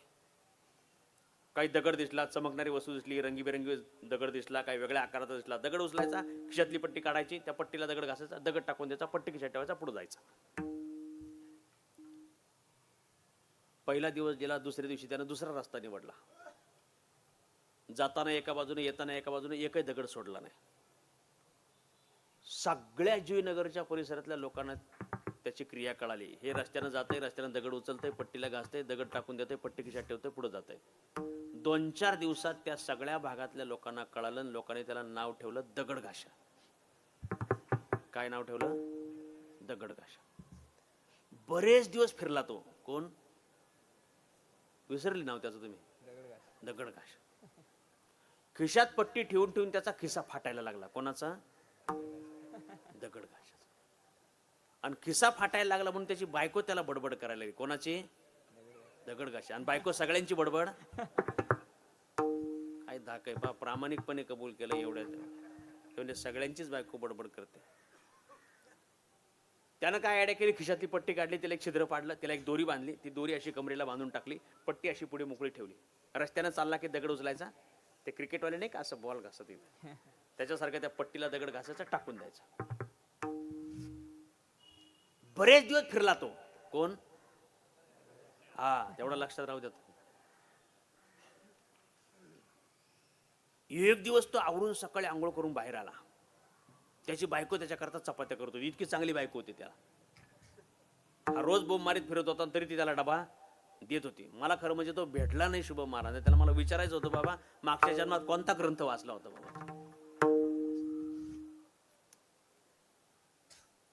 त्याच्या बायकोनं याच्याकडे पाहिलं आणि ती आनंदाने उड्या मारायला लागली. याने विचारलं, का रे उड्या मारते? तिनं सांगितलं, तुमची पट्टी सोन्याची झाली. यानं त्या पट्टीकडे पाहिलं, हाय आनंदाने उड्या मारायला लागला. दोघे उड्या मारायला लागले. 2 मिनिटात हा थांबला आणि खाली बसला. म्हणला, पट्टी सोन्याची झाली, पण कोणत्या दगडानं? परीस भेटला नाही का? भेटला का नाही? भेटला, पण ओळखू आला नाही. पण परिसानं मात्र त्याचा धर्म सोडला. सोडला का? नाही सोडला. तुकाराम महाराज आपल्याला तसं सांगतायत. तुम्ही साधू ओळखण्याच्या भानगडीत पडू नका. साधू ओळखू येणार नाही. ज्याच्याकडे साधुत्वाची बाह्य लक्षणं असतील, त्याच्याकडे अंतर्लक्षणं असतील का नाही सांगता येणार नाही. आणि ज्याच्याकडे साधुत्वाची अंतर्लक्षणं आहेत, त्याला बाह्य लक्षणं धारण करण्याची आवश्यकता पडणार नाही. त्यापेक्षा साधू ओळखू नका. चर्मदृष्टीनं तुम्हाला बाह्य लक्षणाने युक्त असलेला साधू ओळखू येईल, पण तो मात्र साधू साधू असेल का नाही सांगता येणार नाही. त्यापेक्षा दिसेल त्याच्या चरणावर नतमस्तक व्हा. आम्हाला जरी नाही ओळखू आले तरी अधिकार संपन्न सत्पुरुषाच्या भेटीनं, दर्शनानं आपल्या जीवनाचं मात्र सोनं झाल्याशिवाय राहणार नाही. मस्तक ठेंगणा करी संतांच्या चरणा. तुकोबारा बोलतात, जमलं तर ठीक आहे, नाही जमत त्यांच्या करता. 4थं सूत्र, वेची ते वचन जेने राहे समाधान. तुकाराम महाराज म्हणतात, असं बोला की आपल्या बोलण्यानं समोरच्याला समाधान वाटेल. ज्ञानोबाला विचारा कसं बोलावं. त्याने आम्हाला बोलावं कसं हे पण शिकवलंय. युक्त आहार विहार नेम इंद्रियासी सार नसावी बासर निद्रा बहुभाषण. तुकाराम महाराज म्हणतात, बहुभाषण नसलं पाहिजे. माणसाची झोप जास्त नसली पाहिजे आणि बोलणं जास्त नसलं पाहिजे. कीर्तनकार प्रवचनकार सोडून बहुभाषण नको, जास्त बोललं नाही पाहिजे. ज्ञानोबाला विचारा कसं बोलावं. ज्ञानोबा बोलतात, तैसे साचा निमावाळ मितुल्याने रसाळ शब्द जैसे कल्लोळ अमृताचे. तुकोबरला विचारा कसं बोला. ते म्हणतात, मुखी अमृताची वाणी देह देवाचे कारणी, किंवा बोलो ऐसे बोल जेने बोले विठ्ठल डोले. आपण समोरच्या माणसाबरोबर जे बोलतो त्याला बरं वाटावं म्हणून बोलतो का खरं बोलतो?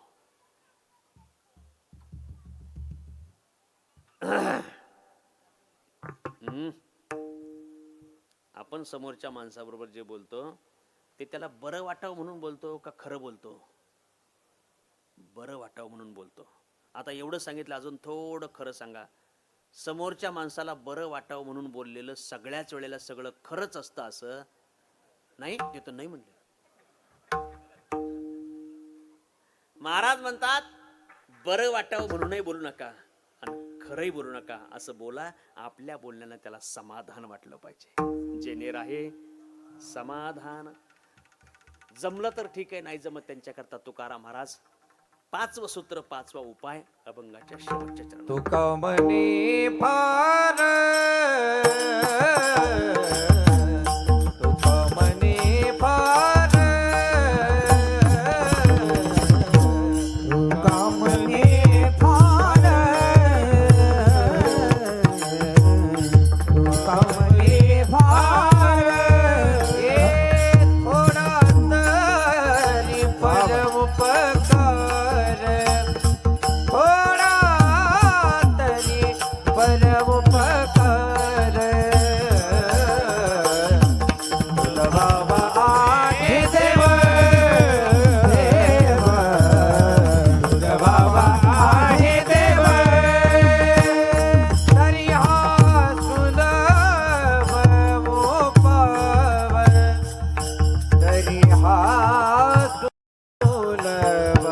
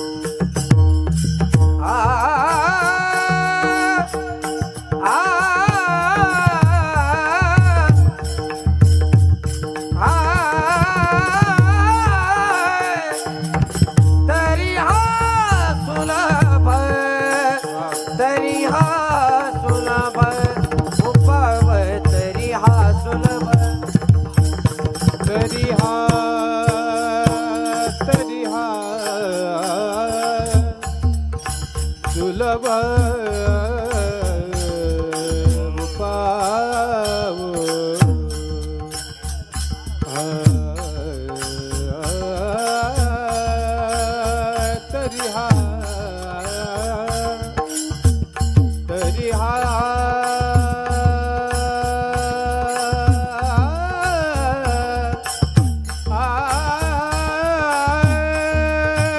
तरी हा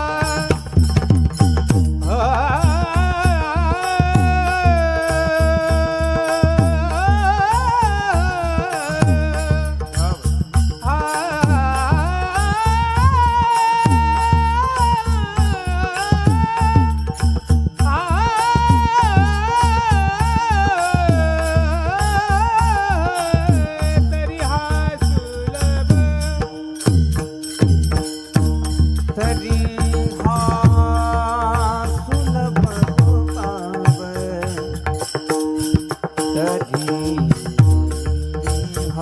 तरी हा सुलभ पाव तरी हा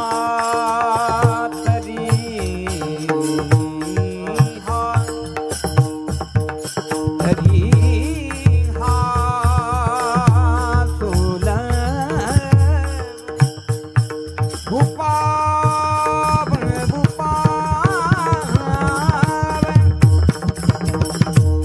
तरी हा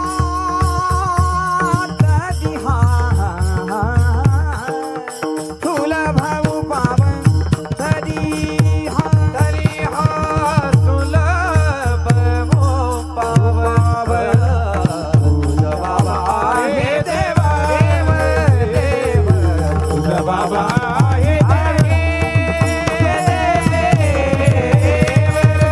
गोपा रखुमाई हरे जय विठोबा रखुमाई विठोबा रखुमाई विठोबा रखुमाई जय जय विठोबा रखुमाई विठोबा रखुमाई विठोबा रखुमाई विठोबा रखुमाई विठोबा रखुमाई विठोबा रखुमाई विठोबा रखुमाई विठोबा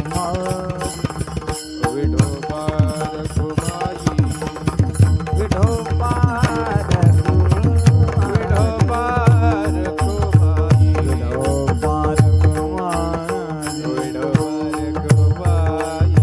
विठोबा रखुमाई विठोबा रखुमाई हरी विठोबा रखुमाई विठोबा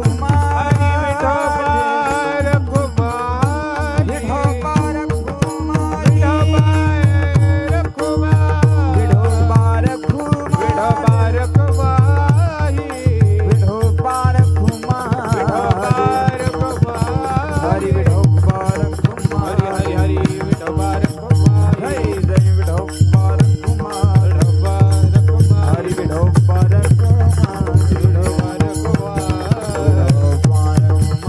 विठोबा रखुमाई जय जय जय विठोबा रखुमाई विठोबा रखुमाई विठोबा रखुमाई जय जय विठोबा रखुमाई विठोबा रखुमाई विठोबा रखुमाई विठोबा रखुमाई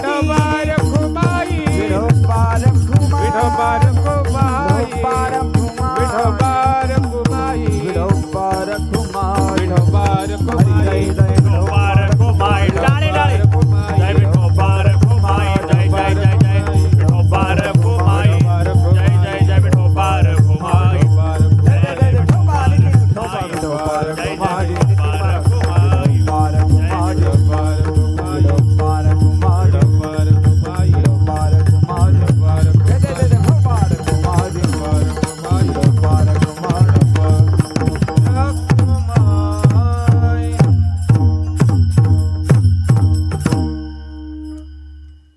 जगदृषी संत तुकाराम महाराज आपल्या सगळ्यांना 5 उपाय देतात. त्यातला शेवटचा उपाय तुका म्हणे फार थोडा तरी परोपकार. एक 2-3 मिनिटाची वेळ आहे माझ्याकडे. बरोबर 10:10 वेळ आपली निश्चित आहे. एक 2-3 मिनिटामध्ये थांबतो, बरोबर ना? इथून सूचना मिळत नाही तोपर्यंत कुणी उठू नका. सगळ्यात शेवटला एक सिद्धांत सांगणार आहे, तेवढा ऐकून जा. तुकाराम महाराज म्हणतात फार परोपकार करा. तुका म्हणे फार, पण शक्य नसेल तर थोडा तरी. खरं म्हणजे अपेक्षा फारचीच आहे. तरी हा शब्द नाईलाजाने वापरलाय. थोडा तरी आपण केलेलं एकतर संपणार तरी आहे, नाहीतर दुःखाचं कारण तरी बनणार आहे. आपल्या पश्चात काय शिल्लक राहणार आहे? आपल्या पश्चात फक्त परोपकार शिल्लक राहणार आहे. उत्तमाची उरे कीर्ती मागे. आपण मी माझं सोडून इतर कोणाच्या काहीतरी कामाला आलो असो ना, फक्त तेवढंच आपल्या पश्चात शिल्लक राहणार आहे. तेवढंच आपल्याबद्दल चांगलं बोललं जाणार आहे.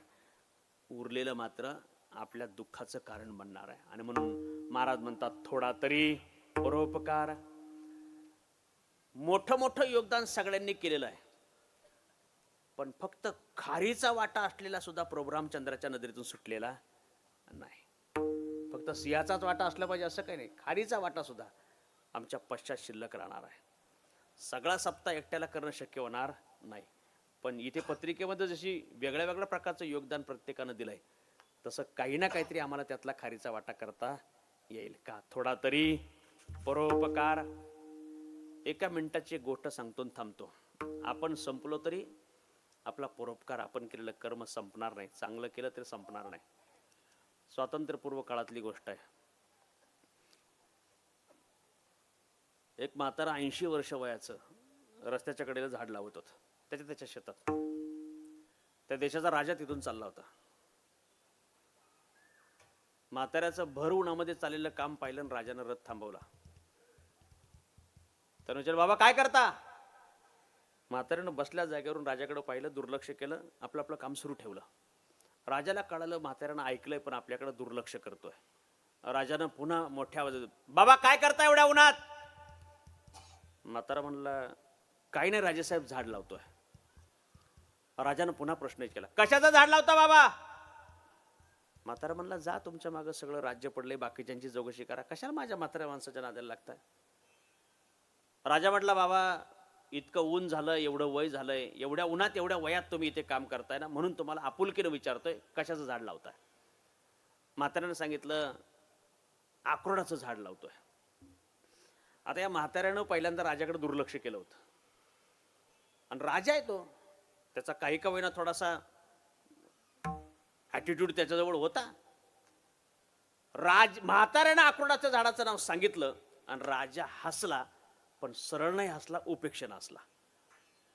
म्हाताऱ्यानं तात्काळ राजाला प्रश्न विचारला, राजासाहेब काय झालं हसायला? राजा म्हणला, हसून तर काय करू? काय करू म्हणजे बाबा 80 वर्षाच्या दरम्यान तुमचं वय आहे, एवढ्या उन्हात तुम्ही झाड लावताय, पण ऐकून ठेवा, तुम्ही लावता त्या झाडाचा असा स्वभाव आहे, त्याला लावल्यावर 100 वर्षी फळ येतं, म्हणजे तुमच्या हयातीत त्याला फळ येणार नाही. म्हातारा म्हणला, माहिती आहे. माहितीये म्हटलं की राजा आईस्क्रीमच झाला. माहितीये तर मग का लावता? म्हाताऱ्यानं दिलं उत्तर, लक्षात ठेवा. म्हातारा म्हणतो, राजेसाहेब मी आत्ता जे अक्रोड खातो हे झाड काय मी लावलेलं नाही, माझ्या आजोबा पंजोबान लावलं असेल, म्हणून मीही हे झाड माझ्या करता लावत नाही, माझ्या पुढे जे नातू पंतू येतील ना, त्या पिढ्यांची व्यवस्था म्हणून झाड लावतोय. राजा म्हणला, मला असं वाटतंय की हे राज्य मी चालवतोय, पण माझ्या राज्यात इतक्या दूरदृष्टीचे लोक राहतात जे पुढच्याही पिढ्यांचा विचार करतायत, आणि म्हणून हे राज्य सुजलाम सुफलाम आहे. राजाला मोठा आनंद झाला आणि राजाने खिशात हात घातला. आता राजाचा खिसा आहे तो काय निघाला असेल हो? मुठभर सोन्याच्या मोहरा काढल्या, म्हाताऱ्याच्या हातावर दिल्या. म्हाताऱ्याने त्या मुठभर सोन्याच्या मोहराकडे एकदा पाहिलं, एकदा राजाकडे पाहिलं, मोहराकडे पाहिलं, राजाकडे पाहिलं. म्हातारं हसलं, पण म्हातारं सरळ नाही हसलं, म्हातारं उपेक्षेनं हसलं. राजा म्हणला, बाबा का हसलात? म्हातारा म्हणला, तुम्हाला पहिलेच म्हणलं तू जा म्हणून, जा जा जा माझ्या जा. राजा म्हणला, का हसला ते सांग. म्हातारा म्हणला, राजासाहेब हसून तर काय करू? काय करू म्हणजे 1 मिनिटापूर्वीचं तुमचं वाक्य, बाबा तुम्ही लावलेल्या झाडाला तुमच्या हयातीत फळ येणार नाही, पण मी लावलेलं झाड वाया गेलं नाही, त्याला लावल्या लावल्या फळ आलं.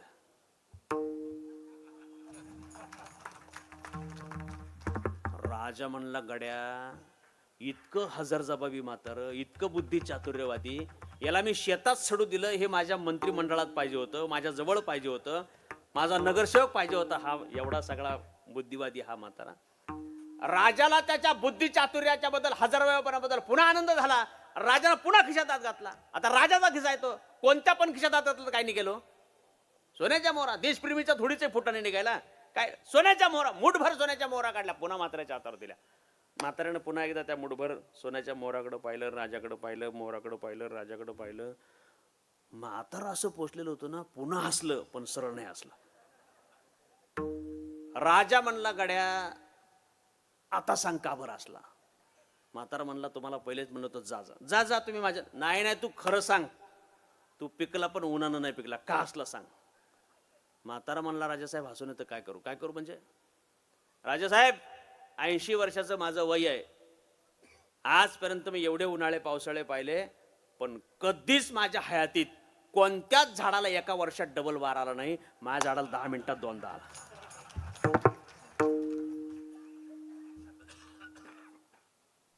म्हाताऱ्याचं हे उत्तर ऐकल्यावर राजाला पुन्हा आनंद झाला, पण राजाला तिसरा खिसा नव्हता आणि मलाही पुढे वेळ नव्हता. ज्ञानेश्वर ज्ञानराज माऊली ज्ञानेश्वर माऊली ज्ञानेश्वर माऊली.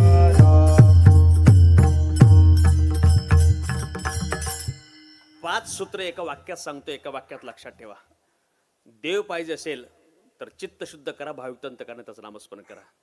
देव पाहिजे असेल तर कोणाच्या गुणदोषाचा विचार करू नका, गुणदोषाचा त्याला स्वीकारा, त्याच्यावर प्रेम करा. देव पाहिजे असेल तर दिसेल त्या साधूच्या चरणावर नतमस्तक व्हा. देव पाहिजे असं बोला की आपल्या बोलण्यासमोरच्याला समाधान वाटेल. आणि देव पाहिजे असेल तर थोडा तरी परोपकार करा.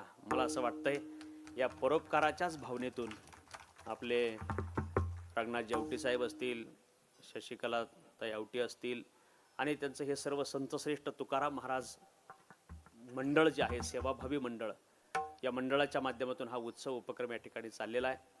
त्याचे अध्यक्ष जालिंदरजी आवटी अर्थात माऊली असतील आणि त्यांचे सर्व सदस्य मंडळी हे सगळे प्रयत्न करून आपल्या सगळ्यांपर्यंत ही ज्ञानगंगा पोहोचावी या भावनेतून या ठिकाणी हा उपक्रम करतायत. निश्चितपणानं त्या म्हाताऱ्यानं जसं झाड हे पुढच्या पिढ्यांकरता लावलेलं आहे, तसा हाही 15 वर्षाचा उपक्रम हा यानंतरच्या पुढच्या पिढ्यांपर्यंत ज्ञानोबा तुकोबाराच्या विचाराची गंगा पोहोचवण्याच्या करताचाच हेतू त्यांचा या सगळ्या मंडळाचा आहे, अशी माझ्या मनात त्या ठिकाणी भावना आहे. फक्त बोलावलं म्हणून त्यांच्याबद्दल चांगलं बोललं पाहिजे असं नाही, पण पूर्वप्रस्तावनेत मी एक वाक्य वापरलं होतं की ही ओळख काही फक्त कीर्तन प्रवचनापुरती नाही आहेत. व्यक्तिगत जीवनातल्या सुखदुःखामध्ये सुद्धा ही मंडळी त्या ठिकाणी सर्वदूर सगळ्या कीर्तनकार, प्रवचनकारांच्या, वारकऱ्यांच्या, आमच्या सगळ्यांच्या असतात. आणि म्हणून हा एक अंतकरणापासूनचा स्नेहभाव आणि त्या प्रकारच्या भावना आहेत. त्यांच्या या निमंत्रणाला कृतज्ञतापूर्वक सद्भाव करतो. आपल्या सर्वांच्या प्रती विनम्रतापूर्वक सद्भाव व्यक्त करतो. सर्व महाराज मंडळी आणि सर्व संयोजकांना मनापासून धन्यवाद देतो. तुमच्या पद्माकरच्यामुळे, माऊलींच्यामुळे, आवटी साहेबांच्यामुळे संधी मिळाली, त्यांना मनापासून या ठिकाणी धन्यवाद देतो. बोलताना थोडा उशीर झाला, त्याच्याबद्दल दिलगिरी व्यक्त करतो. खरं म्हणजे माझ्या लक्षातच राहिलं नव्हतं. इथला टाईम काय 7, 7:30, 8:30, 9, 10 असा नसतो. 7:23, 7:25, 7:27 असा लोकलचा असा टाईम असतो. इतकं ॲक्युरेट पाळावं लागतंय, पण त्याचा मात्र मला शेवटचे 2-3 मिनिटं विसर पडला. त्याच्याबद्दल दिलगिरी व्यक्त करतो आणि या ठिकाणी थांबतो.